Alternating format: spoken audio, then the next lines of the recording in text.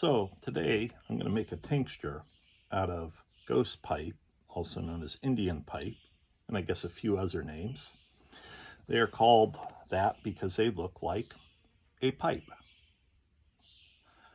And it's a white plant that grows in the woods. You'll find them in clusters like this. And like any herb, you should never harvest them all. Just take a small percentage. That way you're not killing off the plant. These are very well known to be used as a pain reliever. I have never myself used them. I'm told they're pretty potent, so be careful in your usage. I would suggest only 1 or 2 drops when you make a tincture. I've already pre-washed these to clean them up. And so what I'm going to do is I am going to cut these up, and we're gonna, you don't have to, but this gives it more surface for the alcohol to hit, to pull out more nutrients. I believe the more chunks you have, the better the potency of the tincture that you are making. And I'm putting these in. I do not have that many. Normally when I make a tincture, I fill it clear up to the neck area or close to it, and then you fill it with the alcohol. You can use vodka or you can use grain alcohol. So I don't have many. This isn't the norm on a tincture, but this is something I myself probably would rarely use, so I don't personally need a whole lot of it.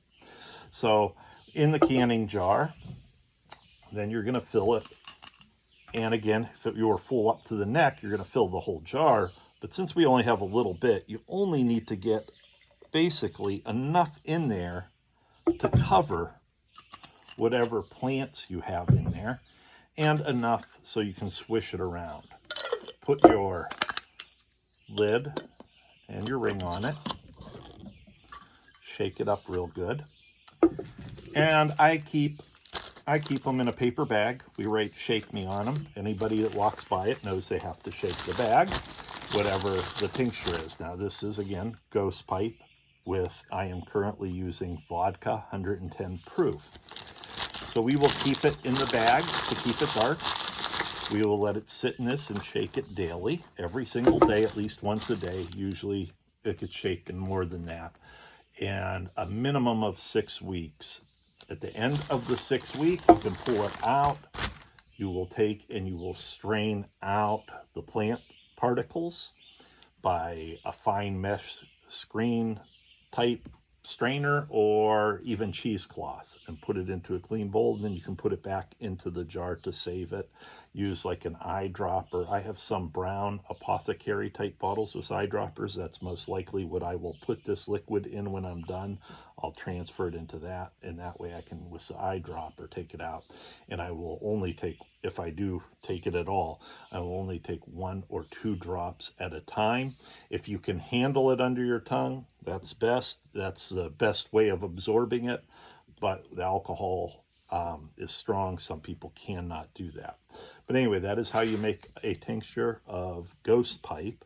Use it for a pain reliever, but I do, because I've personally never used or experienced this, but from what I've heard, it's potent. So I would not recommend using a lot of it. Use 1 or 2 drops until you know what you need, but it most likely would be much better and safer for you than a lot of the prescription painkillers. Definitely better than taking anything that you found on the streets. And it's a very natural way if you do need pain relief and there was some type of societal collapse and you cannot get your medicines that you take. You can go find them in the woods.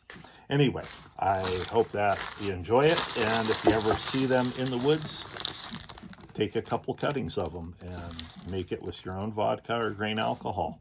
All right, thank you. Enjoy. Bye.